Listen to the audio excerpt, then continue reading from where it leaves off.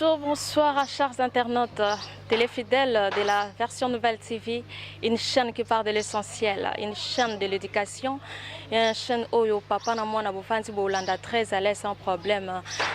C'est votre humble servante Clarisse Odia, dans votre émission Tosolo Lapo Namboka. Lelo, Narouyambe Labino, deux invités, le pasteur Robin avec aussi un chrétien. Bob Kokissa. Ensemble, nous allons parler des réalités. Il y a l'église, il y a Congo Kinshasa. Mais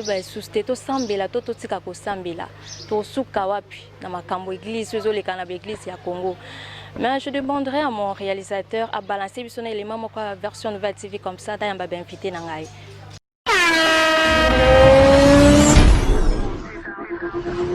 Retour sur ce plateau, Kandena Sakibino. To lobela le ba conflit ozo le kana l'église ya Congo to yebite to ko ba ko sambela to tika ko sambela to sala nini. Mais vous voyez près de moi il y a encore une dame azalipe consoeur ce que là avec elle ensemble to lobela le kam oyo conflit ozo na kati ya l'église ya Congo ensemble to lobela on a yi. Bonjour Scola. Bonjour ma chérie. Nous sommes là quand le sujet où concerne la paix à lobby pour le conflit avec l'église à Congo parce que nous comprenons plus l'église et comme milliers de donc il y a d'autres personnes qui se disent qu'il faut maintenant que vous en bar qui na côté l'église et puis l'église on se souka karaté l'église c'est côté petit na catholique au niveau donc catholique et qu'on exiger que pour autant que ça école il faut avoir un catholique dans l'église de réveil on peut comme dans badeka pasteur Soni awa, pasteur Kakeza awa, pasteur Dodo awa, évêque nous qu'on appelle awa. Donc on comprend plus qui est qui et nana chef, ton nana pasteur, nana évangéliste, nana prophète, on comprend plus. Il y a un autre moni tout que sur la biso moko entre journalistes té, tout ça pe na ba confrère na biso oyo les cordons. À part ça, il est aussi un homme de Dieu, aussi notre réalisateur qui est à côté de moi. Tomiko solo na ino no ba mikano ko pesa so moi idée lokola ba on peut baza pe kati na makambo ya nzambe ba mika ko expliquer biso ba expliquer pe na bino balandi nyonso ya internet makambo nini oyo vraiment ils ont les kati na ba église nanga. Quant à moi déjà je dis bonjour. Oui, bonjour maman, la grande dame. Donc ça c'est papa. Oui, ça va par la grâce de Dieu.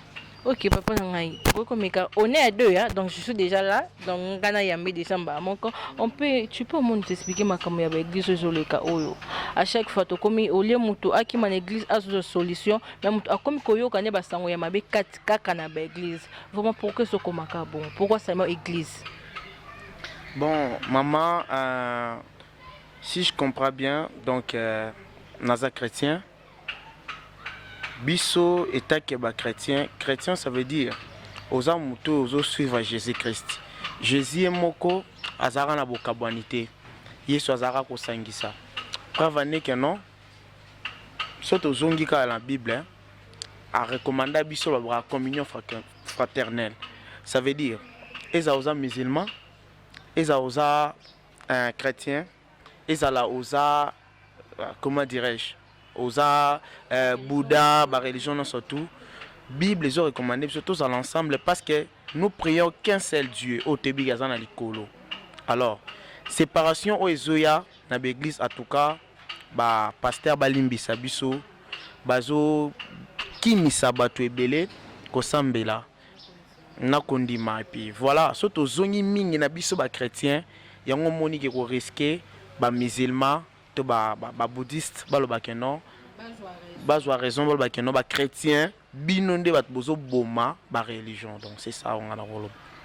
Ok, c'est bon, nous sommes là aussi avec Dodo aussi docteur chrétien au Baming Bayebe les pas mouillé gauche, c'est aussi un serviteur de Dieu to occupé ko soana et mouké na sujet autre cela qu'il a déjà compris. Bonjour docteur chrétien. Yeah, bonjour la grande dame.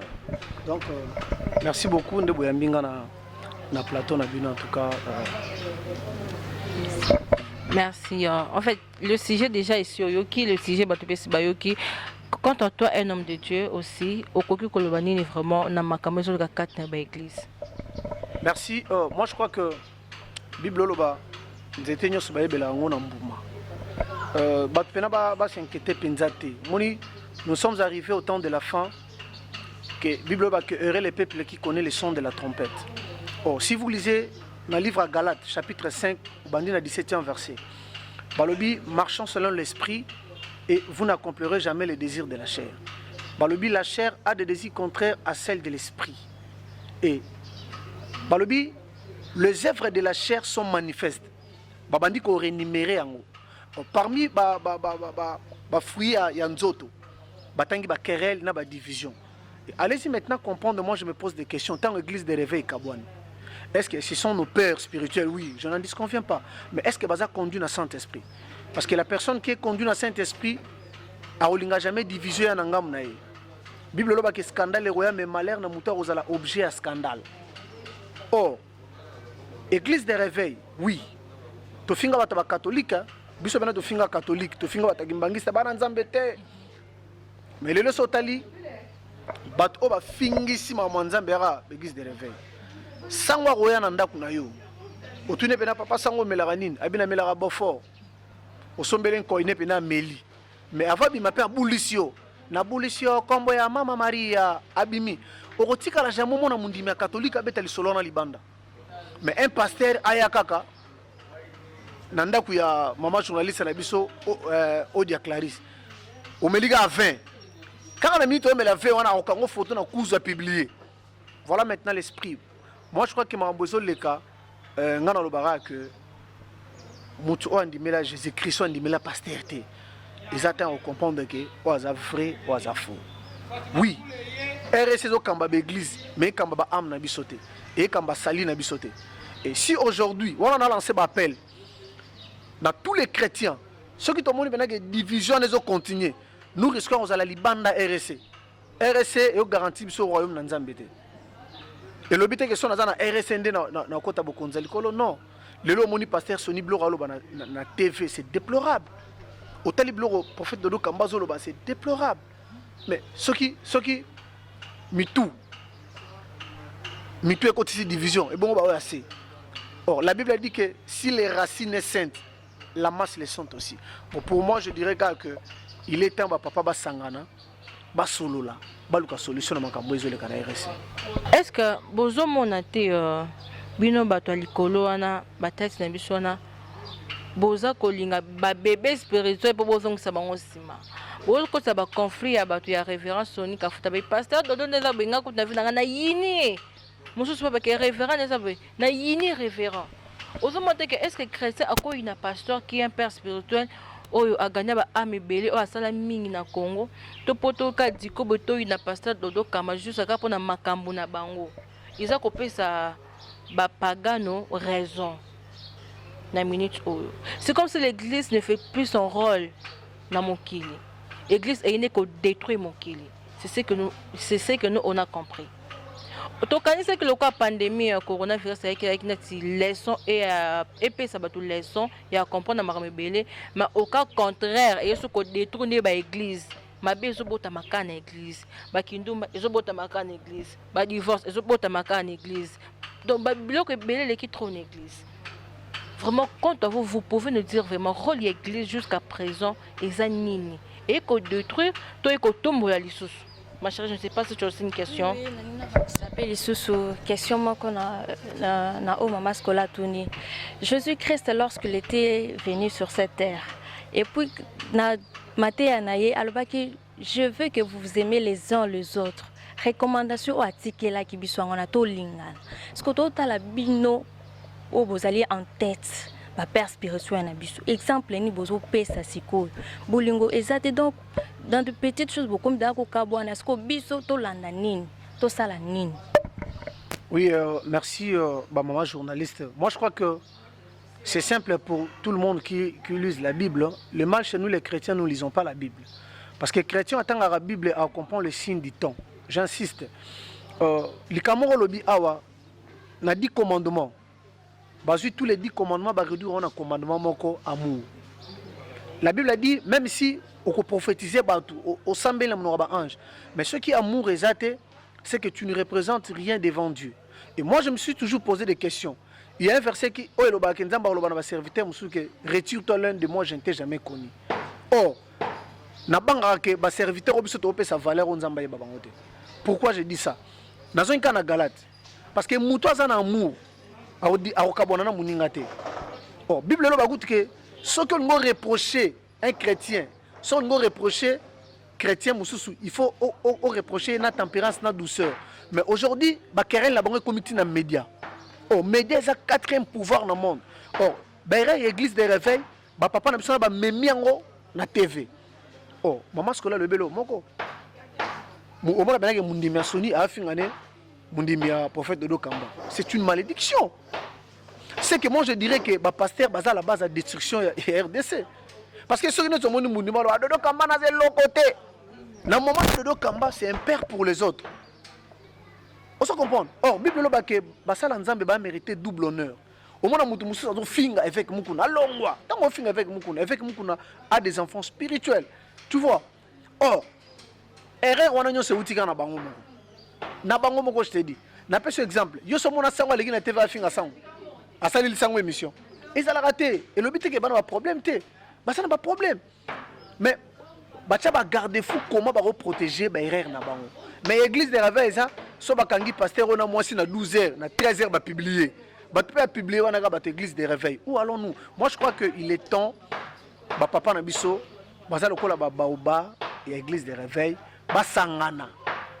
L'amour pardonne, l'amour supporte. Bah sangana, bah luka solution RC zonga moko, bah kam église de réveil. Sinon té nazo lancer na ba chrétien, aux aloza diaspora. Et aloza na Kinshasa. Ce qui va désordre et continuer bobi mana l'église na RC. Parce que RC est garantir biso royaume nzambe té. Parce que la Bible dit que le salut aussi est individuel. Voilà ce que moi je peux dire. Mais ce que le Bible on a informé que le conflit est dans l'église de réveil.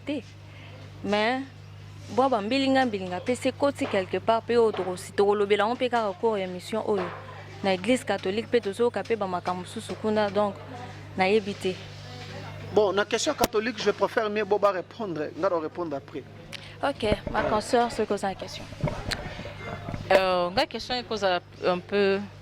Dans l'église catholique, on a balobi que ceux qui professeurs atteignent son école na bango to as enseignant na école il faut y pas sambila kana catholique biso nyonso to sambila nzambe moko biso nyonso nzambe moko mais comment ba conflit wana nazo zonga na question lisusu ba conflit wana ya ba église ezokota na mboka est-ce que wana ezali po etombola mboka to po ekwisa mboka donc quand ça na revenu to kota buzuba wana y compris un peu na catholique ba comme na loi wana vraiment selon yo to poser sous question o isa po tombola mboka to po ekoisa mboka. Bon dans le cadre de la question là, bon d'abord ça je peux dire ressortissant église catholique nazaki catholique na koli na famille catholique na botam na tangi na école catholique. Eza babilo moko boye et bota misika. Même nga mo réseau étonné nga. C'était hier lobby na messe ya dimanche, hier dimanche. Na yoki bande ko catholique babimi na ba messe. Ba c'est sûr que non à partir d'aujourd'hui ceux qui osa catholique té okotangisa lisusu na kati école catholique, ça veut dire un enseignant ou un professeur avotangisa na école où ils ont conventionné catholique, il faut d'abord yomorozala catholique. Ngai, ils ont bilo morobo, ils ont pour la destruction, un, y enseignement. De deux, ils ont le roi église romiko kabola. Église et côté politique. Na habité bon, olimbi sangai parce que ba enseignant au y a école catholique, basilika kitang to yaki na système ya gratuité. Selon bango, hein, enveloppe na bango et kitaki. Pourquoi? Bana banda ko futa ba $500, banda ko futa ba 1000 et quelques dollars même na l'école mususu. Ce qui fait que non salaire na bango est comme baissé pour mon ko futa ma directement. Je sais pas si sur base de ça à quoi ici ba loi oyo pour na ko empêcher batu ya ba religion mususu ba s'adhérer ou bien bakota batangisa na école catholique. Bon, tant bo ça la bongo ba que non, les droits catholiques comme ko contribuer à la destruction ya Congo. Pourquoi? Tout tient na chômage. Un professeur par exemple a trop intelligent mais aza catholique té. Donc, au tangisa té pour aza catholique té. même si le loto est mi balé il y a catholique nga na catholique mais na intelligent koleka donc bana wana bazana posa ya doctrine ou bien ba appartenance na religion moko besongolo to bana na bazana posa simplement éducation et puis na matière ko ça que le base ba cadre l'état vous mata likambo wana eza faut ba sanctionner yango bon ezaki et l'Obama qui na monoko ya c'est vraiment un grand pasteur que je respecte beaucoup, un cardinal Fridolin Ambongo amekampe ko revoir décision on a poursuivi ça libongo za le roi catholique commis kokende na destruction ya mboka po et participer na chômage pour te ba keno ba professeur ebele ba ko chômer. Ezaka église catholique tene mutu eza ko memba makambo wana même église de réveil pe ezo mema pe ba makambo wana ezo mema pe ba bilo na bango moko donc on comprend plus rôle de l'église na mboka na biso donc c'est un peu ça. Tu as encore une question ma chérie? Question nangezali na tuna wana otuna ngona réalisateur na biso tango archevêque Fridolin Ambongo azui décision wana ebité a consulter kango na baninga na msusu to a pesi ka Haïti a mekite ko étudier ba paramètres nyonso parce que na ebité sikoba ode et puis ake musika lobi soki akuti que non na établissement wana na école conventionnelle catholique et que ça na enseignant mo azotangisa azali non catholique donc il y aura des conséquences sévères na dirigeant au azali loko donc disons parce que na bien école conventionnelle catholique mingi ba bazara tête ce sont des abbés donc il y aura des conséquences sévères siko yo place wana de éviter maintenant là ba enseignant oyo bazali ba non catholique ba comme catholique forcément pour que ba garder travail na bango to basala nini na moment oyo. Ouais, merci maman pour la question. Moi je crois tous dans le pays moko oyo donc tout est respecté selon la constitution to tambola moko tambola na mibeko même soto kei na catholique wana avant cardinal aleka baleka na oza conseil babenga ngo conférence épiscopale et réunisaka ba évêque et belo bayara c'est que décision là bazui yango entre bango na conseil na bango et puis le cardinal à l'équipe on a lo bango bon oyo tika les rôles ya l'état est-ce qu'il faut appliquer mibeko selon enseignement na biso est-ce que eza que non soki ndeti école moko boye eza ya ezoko appartenir na par exemple na doctrine moko bien na confession religieuse moko boye est-ce que école wana il faut basalela ba loi ya l'état to bazana droit ya ko appliquer ba loi na bango soki bazana droit ya ko appliquer ba loi na bango wana to obéir ba donc ba vie na biso o bazana ba mayele bo vanda na bino po bango moko ba ko ici ba loi donc bon ki bo luka na bino ba école privée mais aujourd'hui nous savons très bien que non ce sont les écoles catholiques au bazo formera bien pour moi dans éducation bien il faut les écoles catholiques là mutabo yango azate mais aujourd'hui so ba ko mo sala bongo il y a un professeur je connais très bien azaki pasteur mais abando tant que c'est une église catholique un bon professeur mutabongo soki ndeti boko isilo bongo mais eza lora bolongoli mutamaye le moro boyo ando pesa bana connaissance pour le baza ba fitir cadre ba ke décision na bazui eza mabe po bako ta faillite l'église catholique et na école catholique pour bana wana parfois mususu baza bana na biso ba uta kata musa utina na famille catholique te bon na okaki ba raison na bango ba lobi po na mingi ba leçon na bango ba originalité na bango ba origine na bango pour ba garder yango mais to boité quand même ndeti nga na boti mwana nga na nga catholique na protestant na boti mwana nga na chaîne école catholique pour la formation je n'ai pas besoin soki aye ba soki cardinal nini soki pape ni te moi ce qui compte pour moi que cet enfant là puisse avoir une bonne formation pour lobby akomela ngai cadre alors soki bino professeur wa ngaka pesa ye formation ya bien bolongolié pour aza catholique te botie professeur ayebi marambo ba mama Maria ayebi marambo ba nini ya ba nini wana po kaka akotsa mwana na matia wana mtu non disons ngati ni mwana na pour na marambo wana te ngati ne pour l'éducation wana ce que l'état faut intervenir na minute auto c'est la décision à l'état on est acquis décision na bango et tant qu'il y a évêque basangani bako ici décision l'état peut to na mboka ozo tambola na mibeko l'état il faut surtout tous en cas état de droit l'état faut peut appliquer ba décision à telemela yango po l'école catholique eza na kati ya l'état yango ne surtout ezo sibira na kati ya loi o ezo bimala l'état aeba ko appliquer état de droit ndezara mutunas tout azana droit ya kotangisa partout. Salut maman Chancelvi Kalema, moi c'est Kitoko, moi c'est Atai, moi c'est Nde, moi c'est Wana, maman Chancelvi Kalema. Nazozongela le pasteur Aubin. Motuna ezali papa. Awa église RSC et Kabwani en deux. Pasteur Dodo a commis nangambo kuna. Pasteur Sonipe yé pas au sala nangam ne pas lui coûte. Alors bien écoute pas question yé pas au tikate. Donc yé pas au simba nanango kaka akinde nango donc ce que Bokabon on dingue côté. Conséquence à ma casse to déjà dans Bokabon et c'est côté vraiment parce que ba chrétien mingi lelo na zo lo bango ba zarasus ba koma ba fan ya ba pasteur na bango.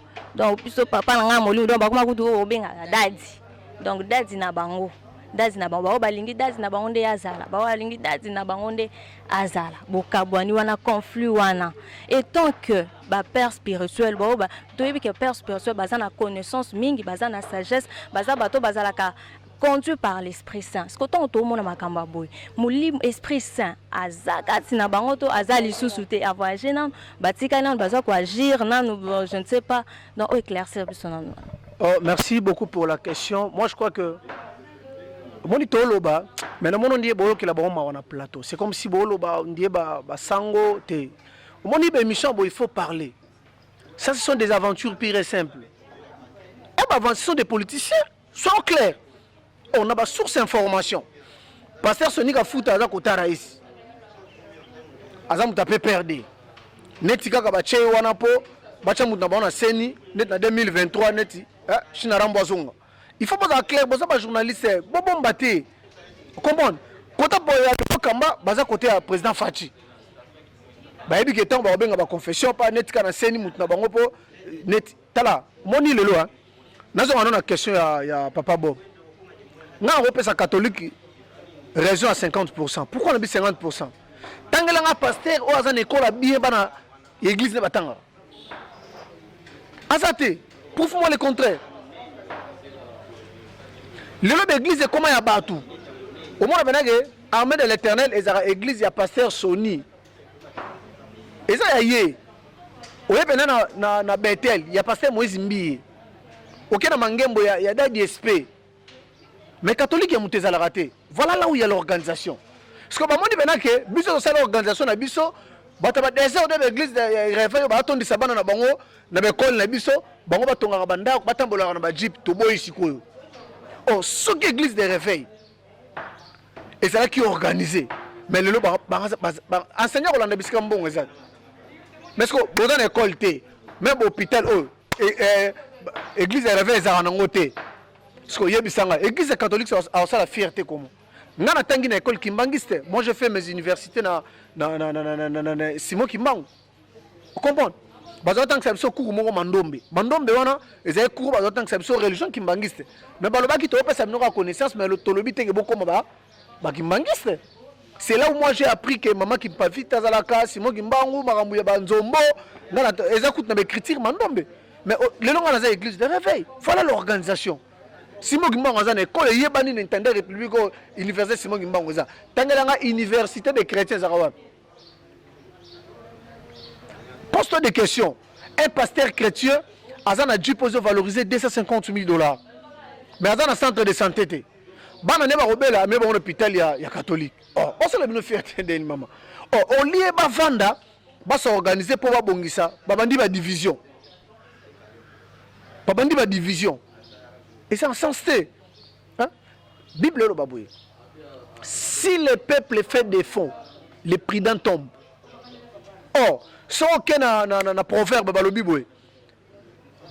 Balobi si le fondement est renversé, ba pose la question que ferait-il injuste? Bible me pose la question de prendre fuite vers les montagnes de Sion. Cela veut dire quoi? Et ça prédication si tu es dans une église, on a la plateforme fondement na bango subasuma Yesu sa kwei Bible loba longwa kende. Kozala fanatique à pasteur ata.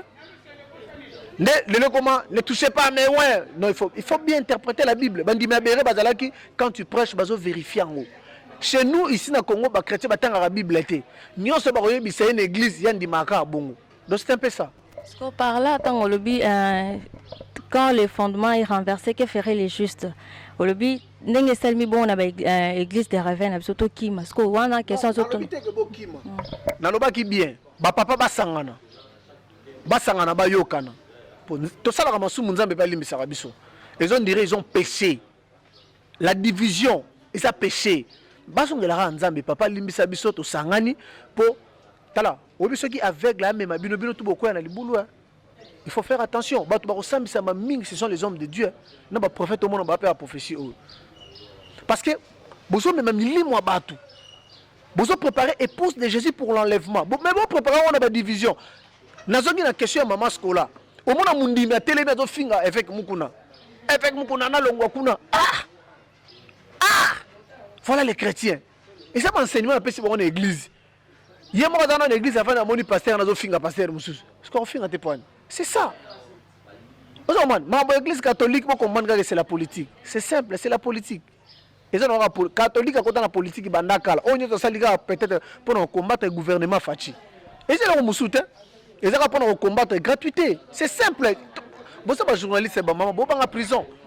Vous êtes en prison. Bon, tout le monde a présenté, bon, ils ont juste un cas que tout le monde a des problèmes. Donc, j'ai répondu. Tout le monde a des problèmes. Mais quand on lobby bien que l'église n'a pas de malamté. Non, je n'ai pas dit que non, j'arrive, pardon, s'il vous plaît. L'église n'a pas de malamté, oui, là j'accepte. Dans nos églises, tu es chrétien aussi. Bah, qui s'assoit sur l'île, bah, il y a des choses au Kozoa, au Kobonga, mais on nous enseigne plus. Dans nos églises, c'est ça qu'on enseigne sur société. Juste une question, maman. Pas une question, mais tu peux me répondre. Ok. Non, moi, je voulais poser une question à mon pasteur. Bon, c'est pas mon pasteur, le pasteur Dodo. Pasteur, déjà, dans cette église, nayo otinda mondimi, akende ko sambela, une église à pasteur mususu songolo. Dans une église, dans un assez à Makolo, il y a évêque Mukuna.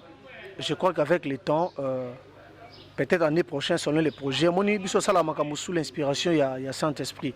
Ils étaient au Lamuki Mamo aux yeux église parce que Kokamba Batu, ils ont charge Moko. N'a le barasso va démissionner, quand on vexe Moko le baké, bon démissionner. Na passion Moussala Nzambe, peut-être nga démissionner. On comprend. Donc, mais nga déjà évêque, azoté à lobby.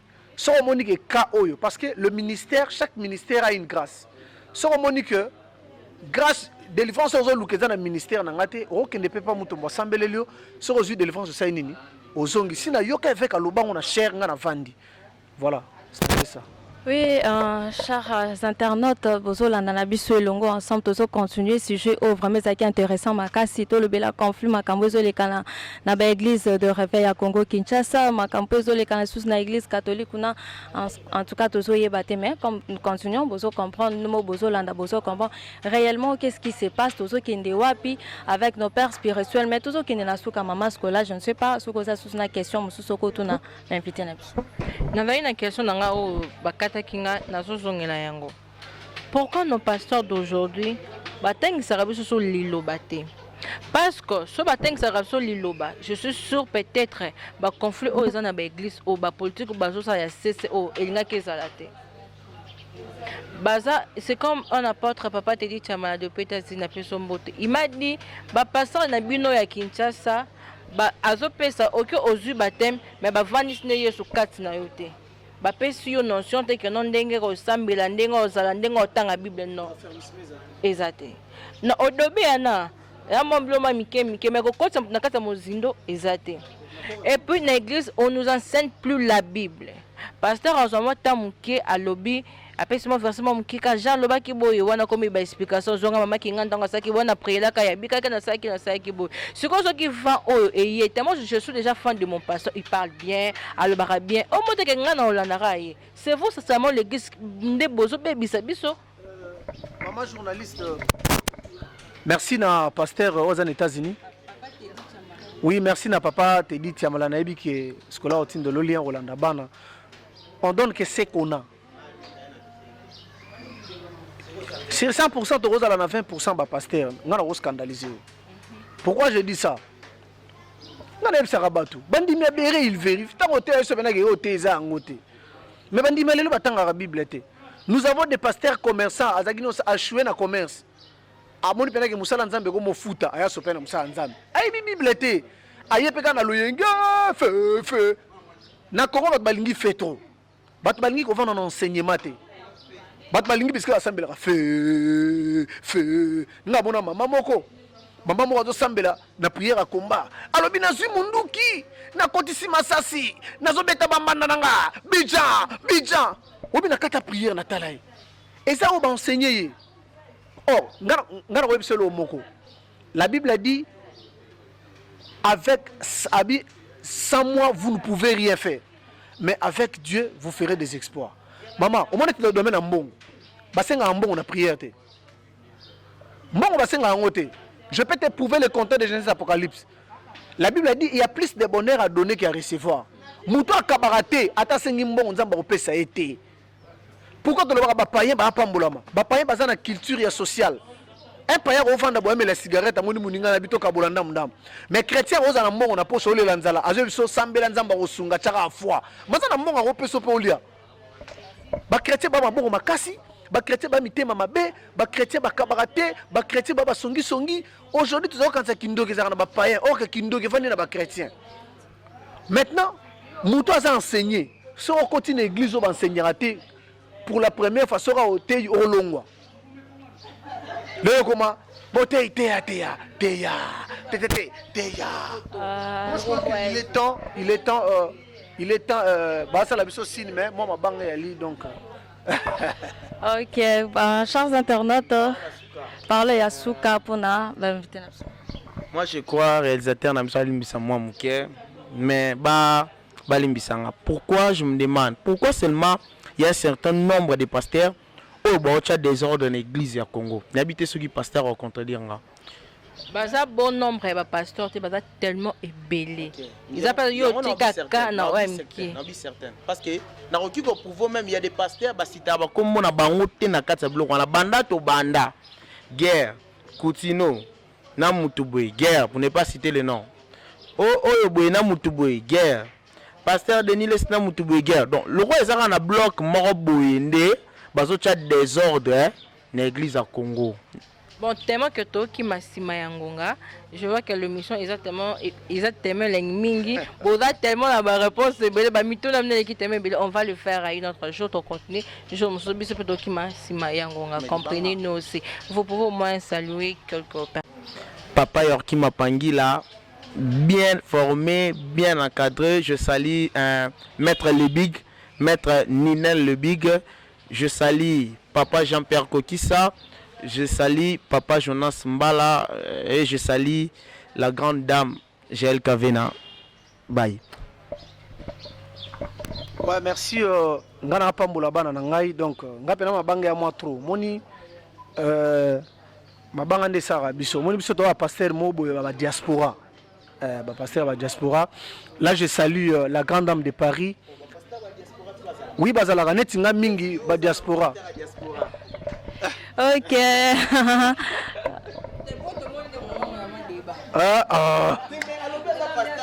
Non, na ça, te la kini pe. Te, non, naza passer à batu nyonso, naza pe. Pour famille comprendre. Là je salue la grande dame de Paris, Bijou Afua Mateso. Je salue en direct des États-Unis d'Amérique. Bazo Bengue, la reine du royaume. Balobi Lauriane Meta de longues jambes, de longs talons. Elle est belle de taille et de figure. Hein? Je salue aussi le président Akoutou Solali Kayab. Je salue mon papa Android. Balobi partenaire et président Akoutou Solali Kayab. Sans oublier mon vieux Kimbuta. Balobi Asali Trio Wana. Bango Nyonso. Na Kitisko na niveau à Paris. Nazo saluer ce que ba saper. Ba saper oh lelo ba trophée. Balobi le général à sape. Balobi Phalos. Mon vieux Phalos Makakila, le général de la SAP. Ah, le général de la SAP, Phalos Makakila. sans oublier Jackie Makakila, les sapeurs le plus respecté en France. Au Kiti Siko Mwana na Banga Suka Siko Balobi, Aladdin Makakila, Balobi Mikoro Babengaye, l'échange de monnaie. L'échange de monnaie. Donc, hier, à ça, l'échange, sur la pauvre, à boire que le gambo, on a un peu ça, mais l'échange de monnaie. Sans oublier Sami Makakila. Et pour chiter, nous allons saluer celui qu'on appelle mon papa d'amour, Jean-Pierre Moulungu. Merci, Pasteur Aubin. Je passe parole à mon. Ouais, nous sommes déjà à la fin. Moi, je salue mon manager émission mon manager moi privé, Luc Amour depuis la France, papa na Gladys Natressiane, papa Teddy Chamala, maman Céline, Barbie Noir, Tony Kala depuis Paris, Serge Kassiama, le big boss, Yepi Motebe depuis Paris, aussi Bettina Massa, camarade na moko ma copine, donc bato bazé belé, t'as mis à plateau na ngai, te fona bokara momke. Ok, merci ma consoeur Scola. Je salue tout le monde. Je salue maman Levenando, maman sociale. Place aux allées, vraiment un gros bisous. Merci chers internautes, vous étiez vraiment nombreux, mais je vous rappelle encore, abonnez-vous massivement à la chaîne Nabino, émission Nabino, chaîne Nabino, version nouvelle. Abonnez-vous massivement. Bogo là, vous ne serez pas dessus. Quant à moi, je vous dis ciao. Maman, pardon. Nous sommes en train de préparer concours moko ya ba jeune talent na niveau Kinshasa. Tous en a posé à partenaire na niveau Poto. Donc ezali version nouvelle TV jeune talent volume 1 première édition. Donc tous a déjà na Bichilix ou déjà za sponsor na biso déjà s'engager déjà Bichilix mode tous a na 7 fois un Kartachi guest à tout Fiambongo. Il pas déjà sponsor na biso. Aux en à Paris, aux en États-Unis, aux en à Londres, benga biso na ba numéro eza na si à barre de Kawana contacter biso par rapport ya nini ya concours aux jeunes talents. Ok, merci beaucoup. Ciao.